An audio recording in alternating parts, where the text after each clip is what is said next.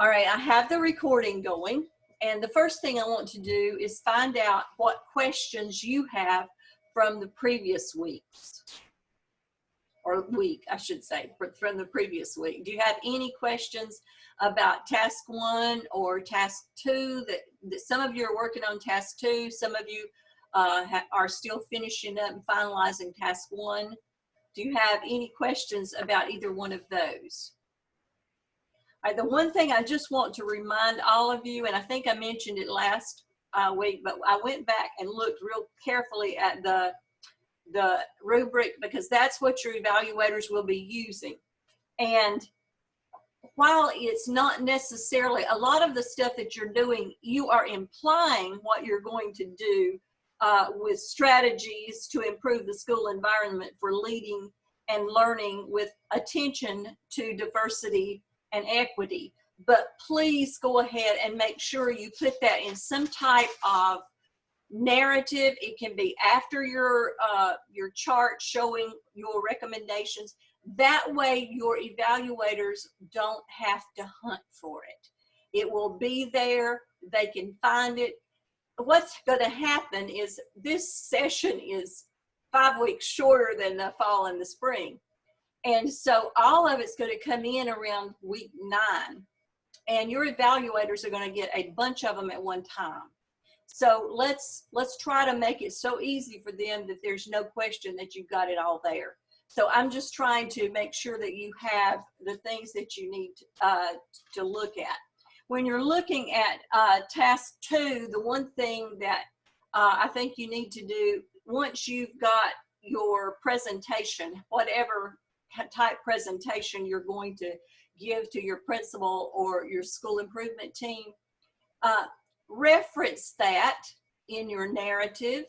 That can be your and you can just say, I'm sharing and you can do a PowerPoint, whatever you want to do. You can do a Zoom session and have an agenda, whatever you want to do, just reference it at the very end so that, again, they can find it.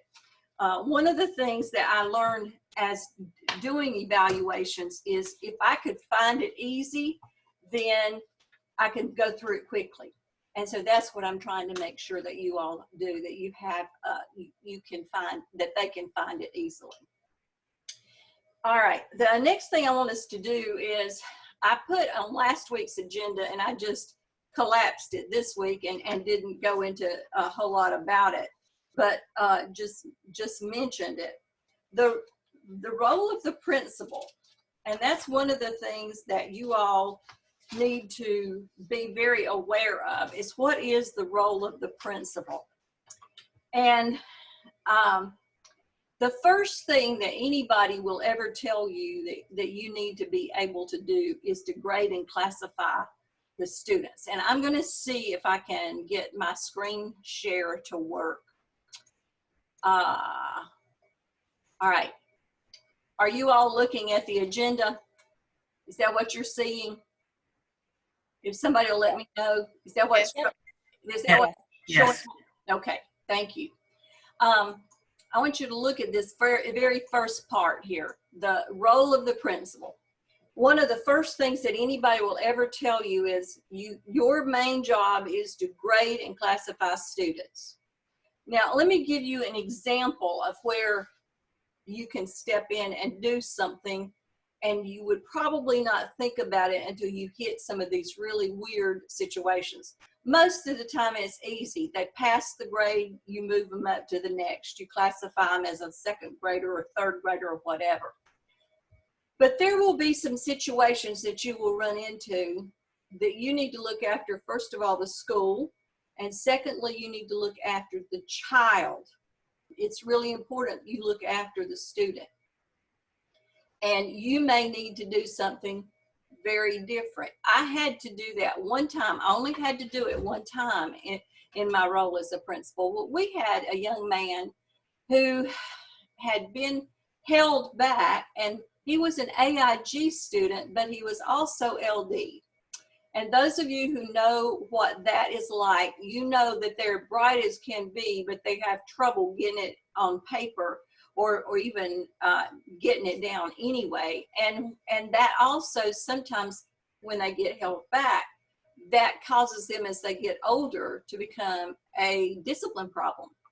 So anyway, when the student first came to our school, I was in a pre-K through 8th grade school. When the student first got to our school, he hadn't been there too long. He started acting out. Well, when we finally got his records and realized he was AIGLD, then we started watching him. And this was his 8th grade year. Well, it should have been his 8th grade year. It was his 7th grade year. And our teachers got together and looked at what he had been able to do on the end of grade test. And that wasn't the issue with him. A lot of it was the ability to get things turned in when they needed to be, because he had the smarts and he could actually pass the tests, you know, and do quite well.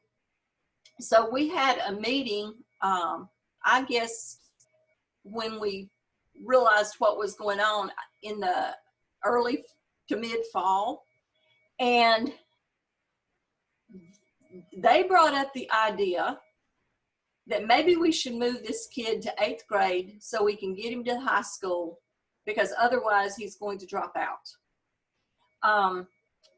He would have been turning 15, 16.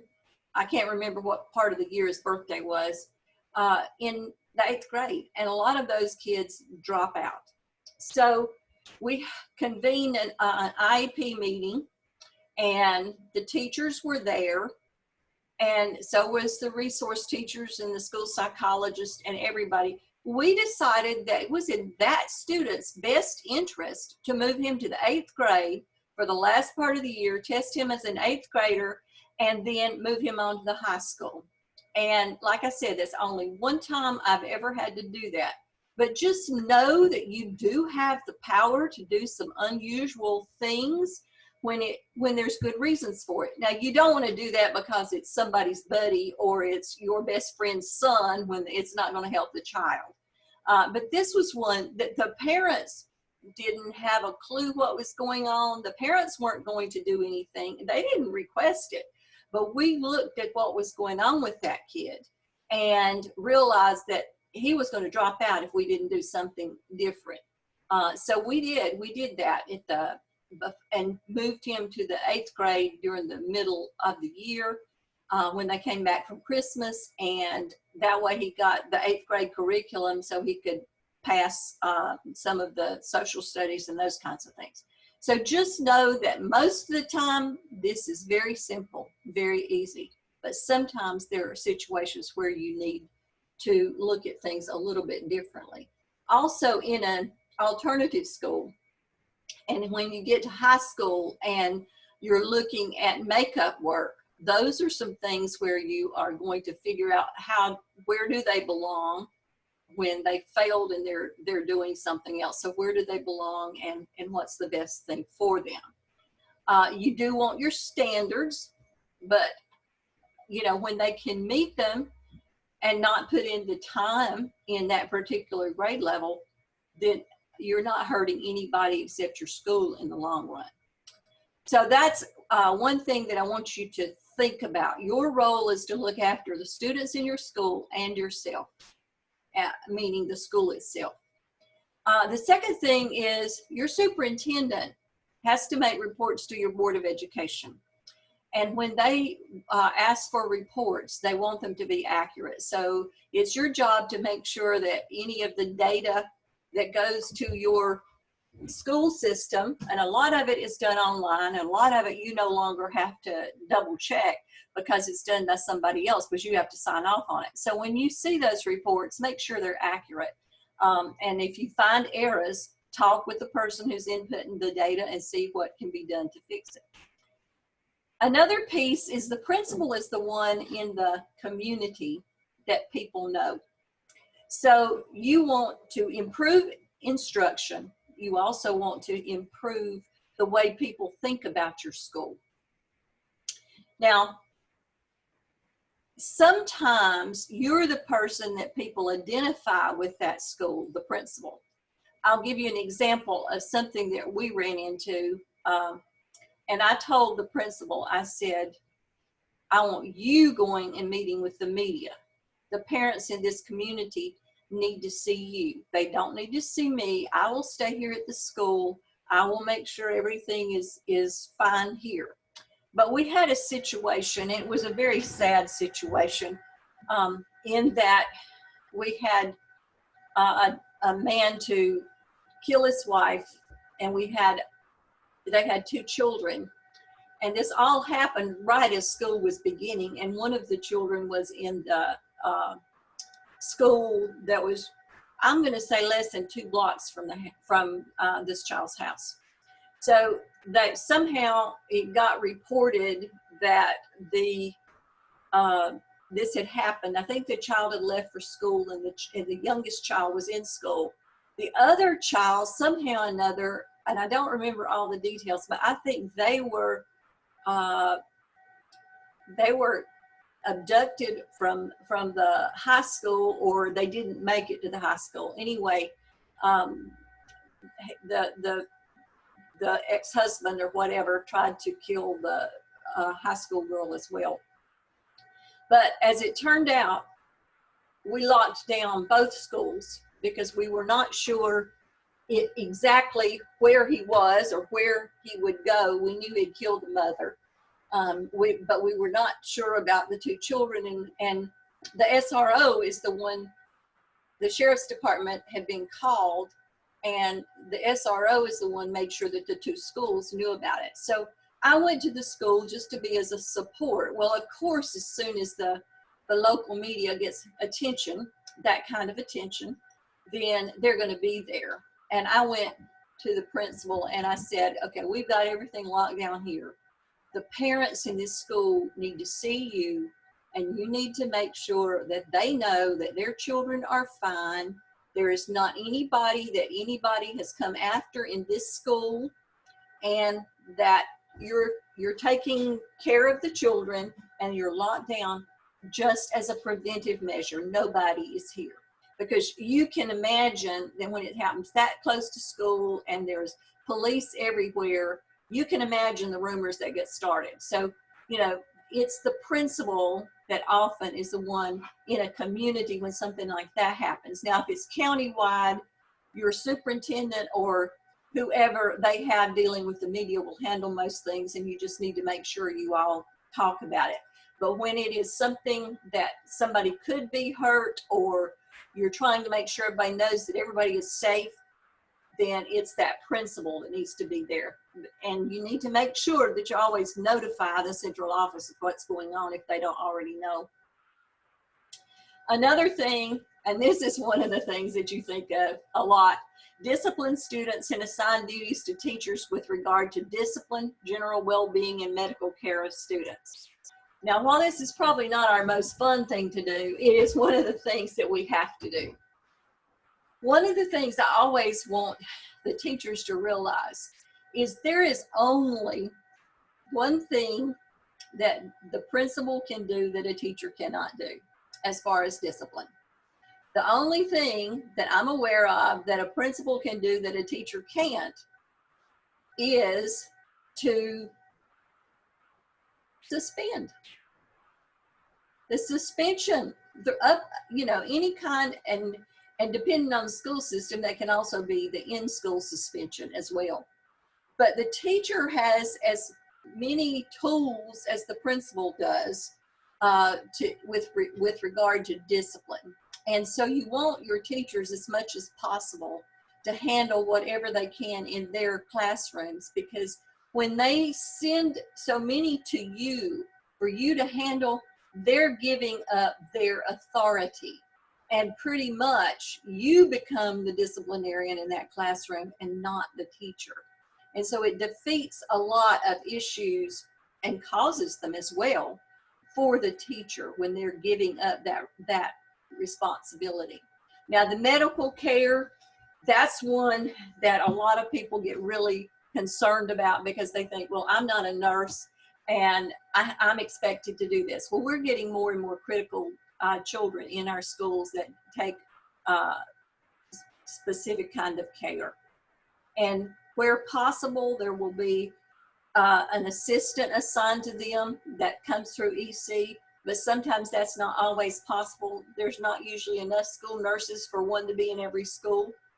So those are usually assigned based on the numbers in your schools. You may have a nurse for 3 days and they may be somewhere else for 2 days. So that's some of the things that you also have to deal with. Protecting school property, that's also one of your duties. Are you going to get out there and actually do a whole lot to protect it? Well, not really. Most of the time you're going to have an SRO, or you're going to have a some type of camera system that's going to do the surveillance for you, but you've got to put in place all of those pieces. Now, the next part is reporting certain acts to law enforcement and the superintendent. And so anytime there's anything that could get to the news media that's going to make your school look either good or bad, you need to make sure your superintendent knows it. And there's certain offenses that should always go to law enforcement. If they're dealing with drugs, if they're dealing with assault, if they're dealing with teacher-student relationships that's inappropriate, law enforcement needs to be involved, and they don't need to hear about it from someone else. You need to be making that call. Then you also should have your school budgets available, your school improvement plans. The principal also must evaluate the licensed personnel and develop action plans for those that need that piece. You transfer student records, the eligibility certificates you sign when you're in the high school level. And the first piece is to make sure you have a school improvement team. And the law in North Carolina tells you how to do that. And your school members are supposed to vote on who serves on that school improvement team in most situations. So those are some of the things that a principal is expected to do. So if you'll look down, we'll go over challenges in a minute, but if you were looking at those role of the principals, what do you think are the most important that you would focus on? Really, let's let you pick 3. You tell me 3 of the things that you think is really extremely important that you would spend time and make sure that you checked on rather often.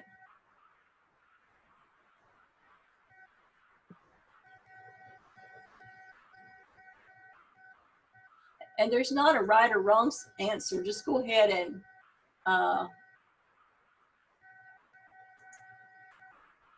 I think improving instruction is one that is at the top of the list. That is, while all those other things are very important, the instruction is really what the purpose of the school building is. And Lakiba said safety, and that is very true. All right, instruction, improving instruction and safety. What about another one? I would say, I don't know about how to say if it would be community spirit, but I would definitely say reaching out to the community is important because you need those stakeholders buy-in, because that is going to be like how what helps run your school as far as in the community. So it's important to have those stakeholders buy in to your vision. And you are 100% correct. When you said that, it just reminded me of something that happened to me. Now, you have to remember, when I was a principal, there were very few women principals in the rural counties. Now, they were more prolific in the bigger cities and the bigger systems, but there were not that many in the rural counties. And I went into a neighborhood that was very, very rural. And one of the first things that the postmaster said to me is, he said, well, he actually didn't say this until I was ready to leave. He said, I will tell you that I didn't give 10 cents for them sending you here because I thought this would be a disaster.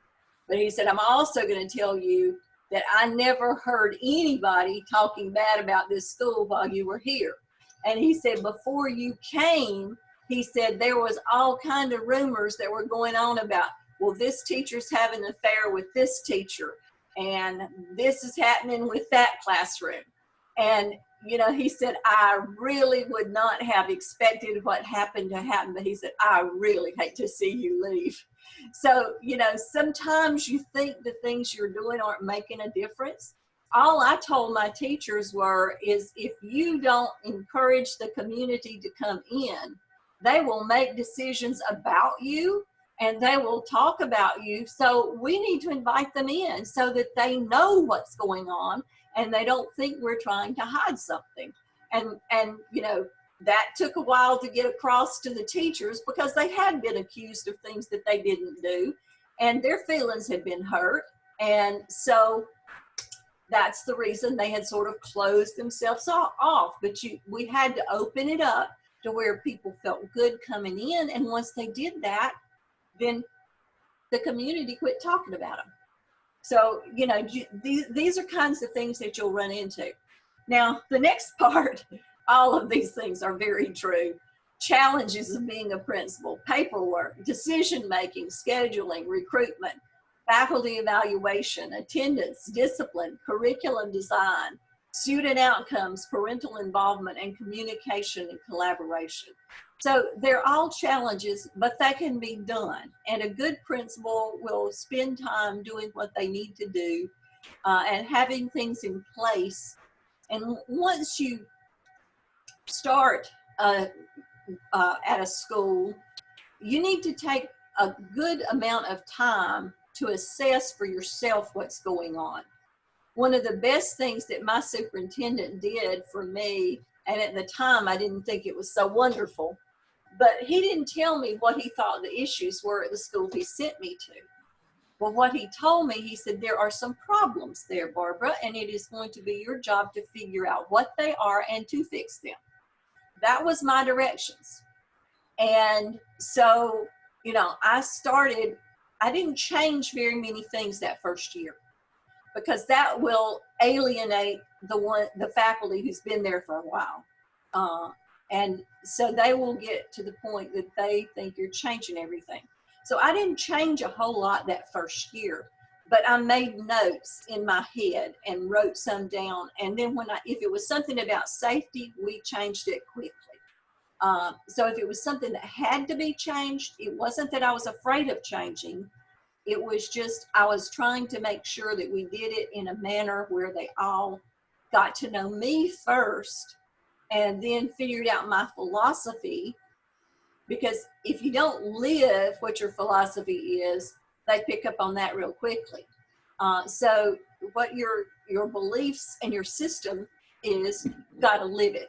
And once those things are in place, then most of the time your faculty will move with you and be happy to do so. So in looking at this, of the challenges, what's a skill that you will use to get everything completed?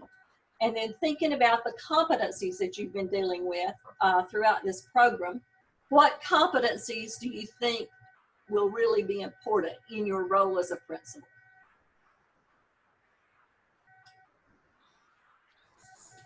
I think learning how to delegate. Okay, delegation is a good one. Yes. Constantly prioritizing what has to get done, like constantly be reevaluating my list of tasks and deciding, okay, now this needs to move to the top, or I don't know. And you're right. Anything else? Dr. Todd, would this be like talk about the difference between leadership and management?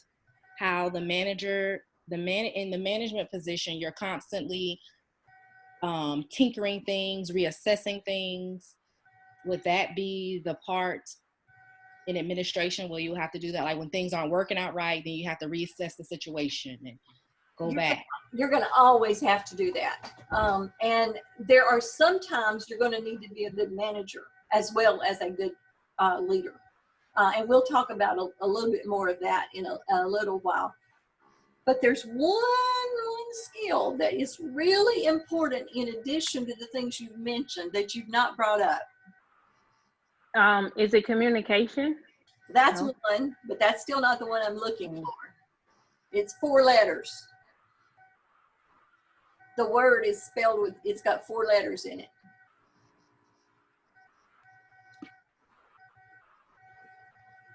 Time management. That's exactly the one. Yes.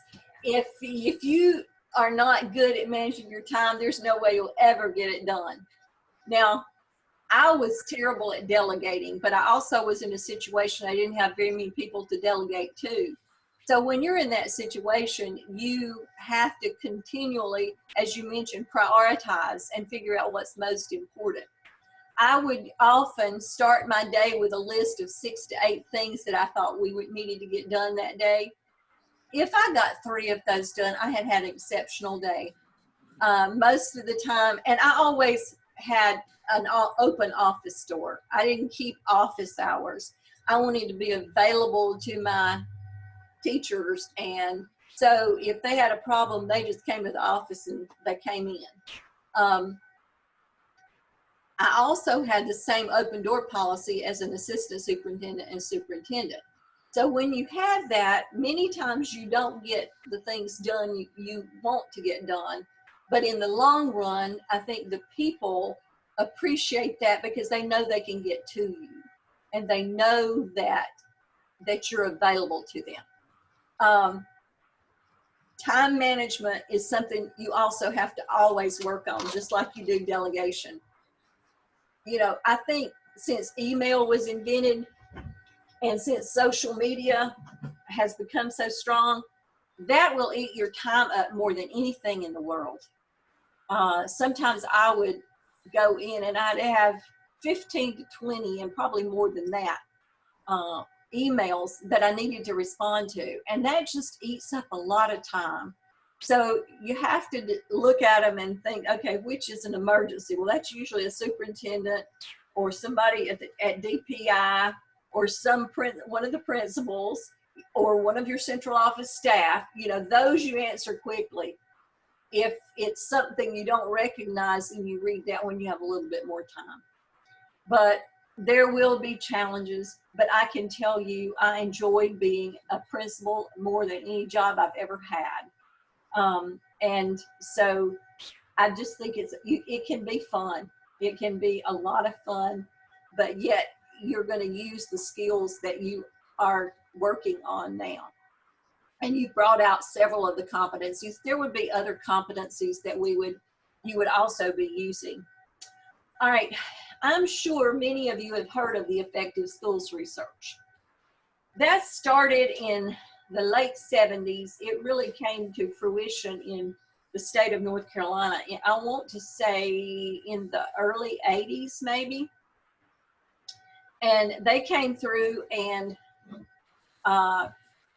did training with every school in the county I was in and most schools in the state on effective schools research and what does it say that we need to be doing. So to start out with, Ronald Edmonds, he was the one that did a lot of the research and he believed that all schools could be effective. And his research showed that effective schools had the following characteristics. They had strong leadership. They had a climate of expectation. They expected their students to learn. It was an orderly climate, but it wasn't rigid. There was communication to the students of the priorities of the school regarding learning the basics. And there was a diversion of school energy and resources when necessary for maintaining the priorities. And then there was some type of means of monitoring student and teacher achievement. Guess where all of the testing that we're currently involved in had an origination from? This plus the law that was passed No Child Left Behind shortly. So that's where a lot of the stuff you're dealing with now actually started back then. There were several different bills that over a period of time that changed a little bit about what was tested and how it was tested and that kind of stuff. So Edmonds is a good one to go back to and to think about. And if you're interested in this, to actually look at his research. Now, in the late 80s, there were new studies that came out that talked about what affected schools did. And these studies resulted in a longer list of correlates. And Austin and Reynolds reported the following. And the site management, the leadership was already there. The staff stability, curriculum and instructional articulation and organization. Some of the things that they came up with is a breakdown of some of the things that was previously there. Staff development, maximized learning time, otherwise known as time on task, widespread recognition of academic success, collaborative planning, collegial relationships. That's where your PLCs come from. Parental involvement and support. That's where your parents on your school improvement teams come from. Then the sense of community, clear goals again, and order and discipline. And so the italicized items were just some of the new items that the group of researchers found. So in summing up that research, the real legacy of effective schools research included all students can learn. That was the basis of it. All school students can learn. And I'll bet if you looked at many of your mission and vision statements, it's going to have something about that. Schools should focus on student outcomes. They should assess progress toward rigorously reaching those outcomes. And in most states, at one time, you were doing science, social studies, math, and language arts. And a lot of times they'll cut out the science and social studies and concentrate on the reading and the math. Schools should assume a fair share of the responsibility for student learning. You all have been in meetings just like I have where the current teacher blames the lack of knowledge on the previous teacher, or the previous teacher blames it on the previous teacher, and then it goes back to they blame it on the parents because these children didn't come to school knowing what they needed to know. So it really doesn't do any good for anybody to blame for all of these things that are happening to us. But we just need to realize that we have a part, and the only thing we can do is the best use of our time and try to deal with what that child doesn't know and try to teach them so that they can learn. And schools should be structurally, symbolically, and culturally linked, providing for consistency and coordination throughout the school community. So those are the real pieces. And then I mentioned earlier time on task. That was one of the things that the superintendent in the county where I was working as a teacher, he would tell you, I worked at the high school level, he would tell you that when the bell rang, that's when class instruction should begin. And you should not wait and take attendance then. You should take attendance as people were coming in. And when the bell rang, instruction should begin. And it was not the bell that dismissed them. It was the teacher that dismissed them. And you should teach up till the minute. There should not be a group of students in a line getting ready to go to the next class. And so when I left that county and went to Yadkin County, and I walked in one of the high schools, and I was walking down the hall with the principal, and almost every teacher's class had the students standing at the door waiting to go to the next class. I thought, okay, someone around here has missed that training that I got on time on task. So, you know, it's a little thing, but it's something that's really, you've got to think about. Every minute should be moving toward helping all of those children. All right, the effective schools research was good, but they decided it wasn't enough to actually lead to school reform. And so then you came up with the school improvement research. And in your textbook on page 34, in the Glickman book, figure 3.1, you have the characteristics of improving schools. And you'll see that some of them are the same as you found in the school improvement. I mean, the effective schools. The parental involvement is the same. The leadership is there. The second one, consideration of individual school context and culture, didn't really show up that much in the others. The implication in effective schools was that you had a shared vision, but it didn't go into the continuous revisioning. The focus is on teaching and learning, and that was the focus in the effective schools. The ongoing professional development was something that was added here. And then the teacher collaboration really became important. And then data-based feedback. So those are some of the pieces that were extremely important with the improving schools research, or the school improvement research. And so you also had some articles about what good principals do. And so these, I'm gonna be quiet and let you talk with me a little bit. What were the highlights from some of those articles that you would want to make sure you incorporated into your leadership of a school? What's important? What did Todd Whitaker say that would help you in knowing what's important in a school?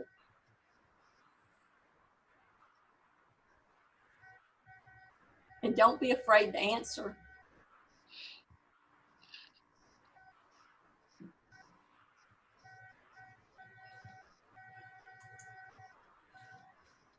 Think about the principals you've had. What were characteristics about them that made them good? A great communicator. Okay, a good communicator. What else? Being able to delegate different things and allow teachers per grade level to be team leads, just to let them, experience maybe a leadership type role, something that they could push out to their team, and then they get the teacher buy-in and then bring it back to him. So it's not his idea, it came from a teacher. Okay. Focus on the collaboration, the working with. Yeah. What else? What's another one? I had one that she leveraged skill set very well, and she wasn't afraid to mold and shape teacher leaders. So she would see it in you, and she made sure she kind of got it out of you. She pushed you to your best boundaries. But that made her a great leader for many ways, because she was great, like you guys were saying, she was a great delegator. She can delegate, but she knew how to leverage skills, and that took her school to another level. So that's one thing I remember about one of my greatest principals. Good. You mentioned the delegation, and you mentioned knowing who to delegate. That's important. You can be a delegator, but if you delegate the skills duties to someone who doesn't have the skills to perform them, they're not going to get done well. So, you've got to, as you said, be able to identify who can be a good school leader, and then use those and delegate and get them to help you. What about something else? Also coaching teachers. I think sometimes they go to the principal wanting the principal to solve all their problems. So as a good administrator, I think it's very important for you to have great coaching skills.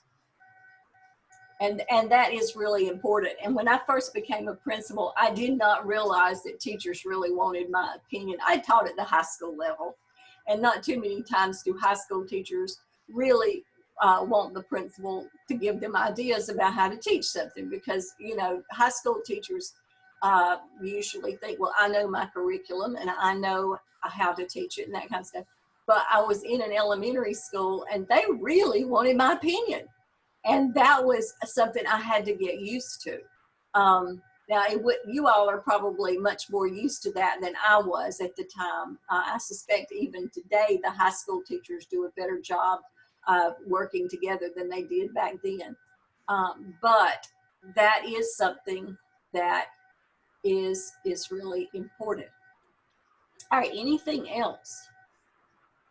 I'm not sure if this was in the article, but in the articles we read, but have a vision. And I think that's important because, especially when you become a new principal of a school, the teachers need to know, what is your goal? What do you want us to work towards? Because if you have no vision for your school, then teachers are, I'm one of those teachers, I need to know, what do you want from me? And then you help me to buy in. And then, of course, students will buy in, parents will buy in, community will buy in.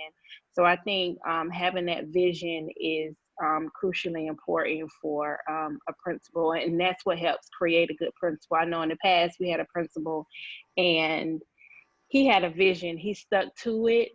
He pushed. At first, the buy-in wasn't there. We were trying to just go against everything he wanted. But in the end, when we saw how everything came together, it just made sense. And then we were really on board the next school year with his goals for the school and his vision. So I think it's really, really important to have that. And I agree with you. That's really important, and that's where the communication comes in as well.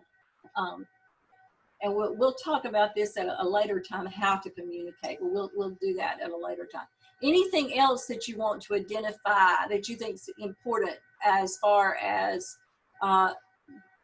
becoming a good school leader? I asked, I don't really, well, to me, I think it sorry, my son is playing with me over here, I have a 1-year-old. That's all right. I think, in my opinion, it's not just, that's right, sweetie. It's not just the data, but it's understanding how to translate numbers and reports, and understanding how to train people on how to understand the reports. I think that was a really big influence on how you make your action plans and how you influence the decision makers. But I think that has a lot to do with how you operate your school and how you get your teachers to buy in when they understand what numbers you're looking at versus the numbers they're looking at. And it's simple, but I think it makes a huge decision for the long run. And I agree with you. The other thing is, I think that a lot of people don't realize is most teachers want to do really well. And when the numbers come back and the students didn't perform very well, and if you're in a school that they don't usually perform really well, teachers take that personally. And it becomes a situation where you have to be, as the principal, the cheerleader, instead of pushing it down their throat more and more and more and saying, these scores are just not good. Well, they know that when they look at them.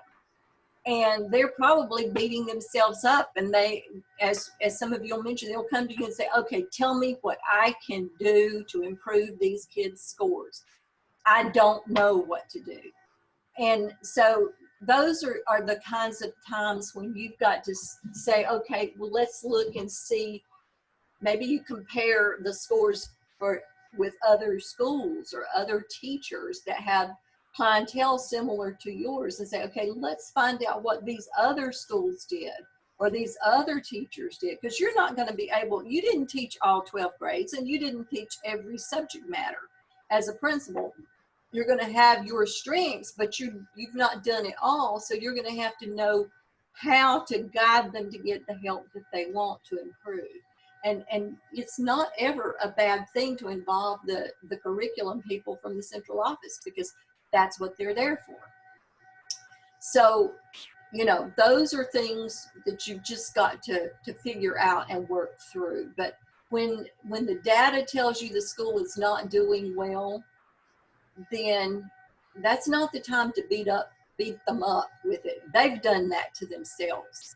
that's probably when you're going to have to start finding small accomplishments and bragging on them to get them to where they believe that they can do better. And they just continue to get stronger and stronger. But you have to start with tiny little steps. The school that I went to, it was not doing as poorly as I see a lot of the schools currently doing, but it was doing poorly for the county I was in. And my teachers were beating themselves up. They said, these kids just won't do this, and they won't do that, and they won't do the other. I did little things, like I started, and I took time, and it took a little bit of time out of the classroom, but I think it was worth it in the end, because I did a grade improvement certificate.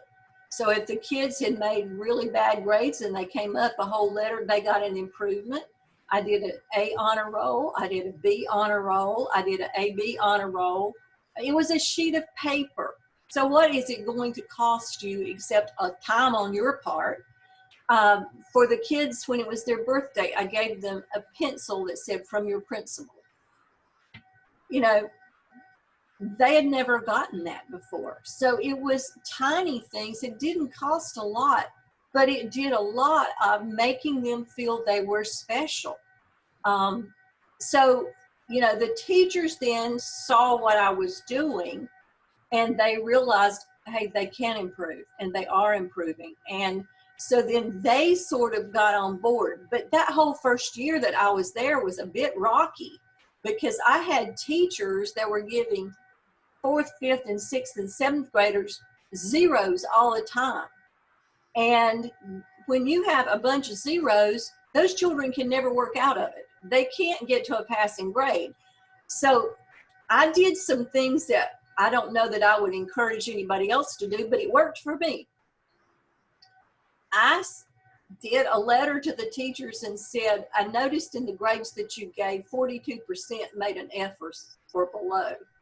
A D or below. 20% got A's. Well, you know, nobody had ever looked at their grades like that. And I looked at them. I wasn't looking at the child. I was looking at the percentage of F's that they were giving in their classroom. And they hadn't looked at it that way before.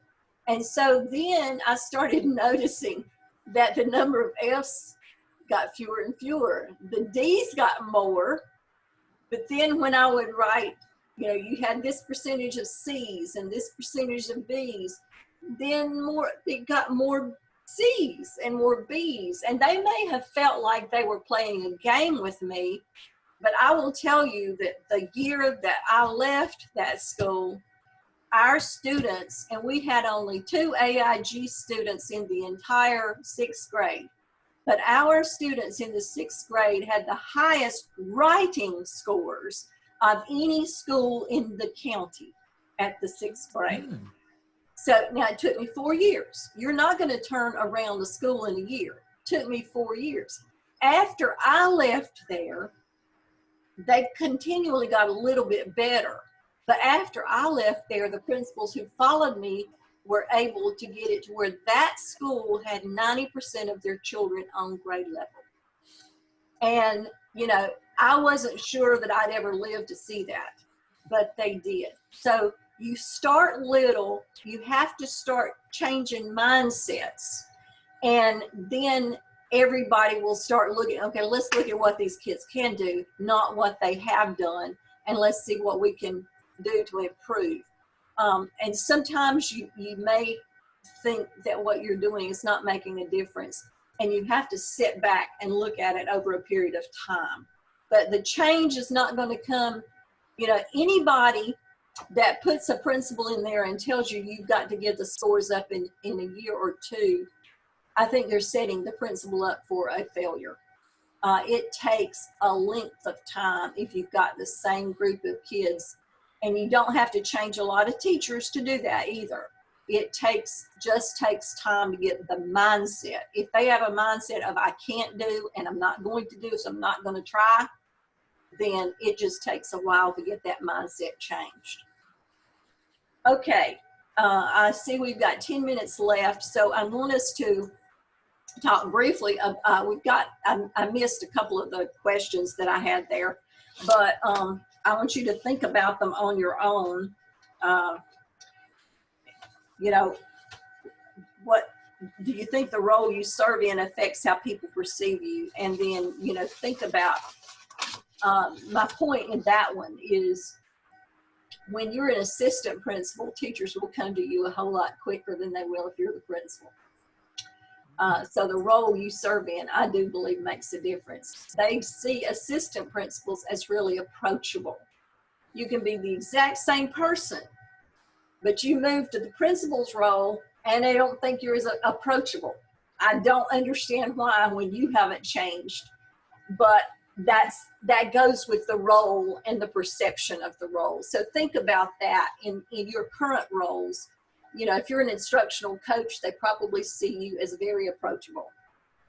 They may not see their assistant principals quite as approachable, but they may not see the principal as being able to be approached. And you know, it's not anything you've done differently. It's the fact of the role has changed. I really think it's harder for a person to be a teacher, assistant principal, and a principal in the same school. I think that is really hard. So just be aware of that as you are going into various roles. In the strength-based leadership book, the focus is on understanding leadership. And they found 3 keys. The most effective leaders are investing in the strengths. They surround themselves with the right people and then maximize their team. And the most effective leaders understand their followers' needs. Now that's the Clifton book. Clifton, near the time of his death, said a leader needs to know his strengths as a carpenter knows his tools, or as a physician knows the instruments at her disposal. What great leaders have in common is that each truly knows his or her strengths and can call on the right strength at the right time. Now that's what that book is there for. It's to help you identify your strengths and help you identify, you know, do you recognize what your strengths are? Probably there's going to be 1 or 2 things that you're strong in that you don't really think about and may not come to the surface. But when you do that assessment near the end of the semester this summer, then that'll help you look at that. There's so many different leadership styles, tests. You know, take them and see how it fits. I will also tell you that the longer you stay in administration, the more analytical you will become. I started out sort of in the middle of the road because I could look globally as well as detailed. But the longer I stayed in administration, the more analytical I became. I had a friend at the central office who was responsible for elementary school curriculum. She was global and she never got out of global. I had a principal who worked for me and she had taught high school business. She was global and she drove us crazy half the time. She could never, ever get her reports in. They were never on time. And then she got offended when we would call and ask her for her report that was due 3 days before. So, you know, the way we look at things and do things, we do change. We may think we're one way now, but after these experiences come along, you do change and you move around. All right, I want you to just look at the types of leadership theories that's mentioned in the article. The one I look at is the situational theories. I think there's many times that you're going to have to look at the situation and you're going to have to make decisions based on the situation. Sometimes you're going to have to be the autocratic person because you don't have time to get all of the information you would like to have before you make a decision. Sometimes you're going to be able to be the democratic leader.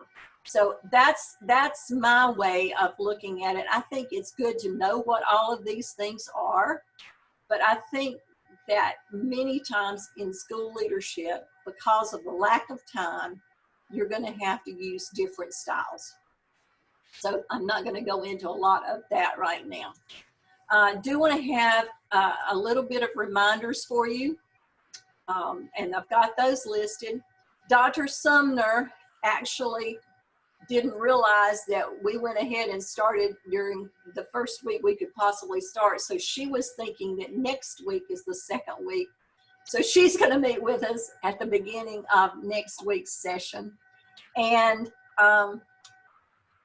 we're going to then talk about the case study that's under assignment 3. So that will be what we'll spend our time on for next week. So if you'll make sure before we meet that you go over that. Now, I also want to go back and share a different screen with you. So let's see, and this won't take long.